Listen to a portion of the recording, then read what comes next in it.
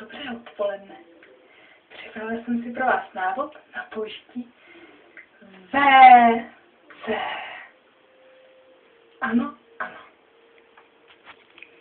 Nyní stojíme před záchodem neboli WC.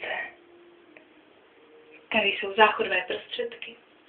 A tady máme desku, kterou odklopíme, aby jsme do ní mohli vykonat svou potřebu. I zde jsou zbytky nespláchnutého toaletního papíru. Nám to teda nevadí samozřejmě, protože něj spláchneme po té, co vykonáme svou potřebu, a proto se jde na věc. Mějte se čůrat, kakat nebudu, můžete se podívat, jak jdu čůrat.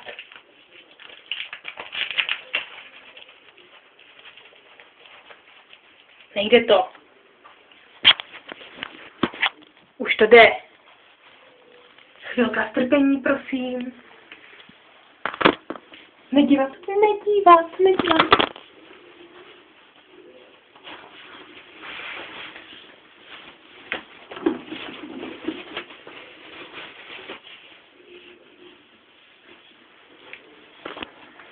Ano, a nyní již sedím na záchodové míse. Budu vykonávat svou potřebu. Prosím, poslouchejte.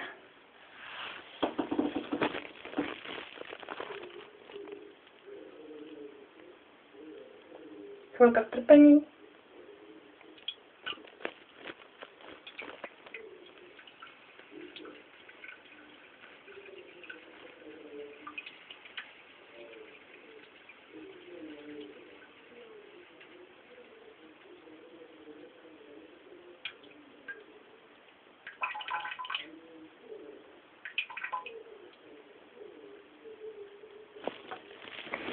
Ano, ano, potřeba byla dokonána.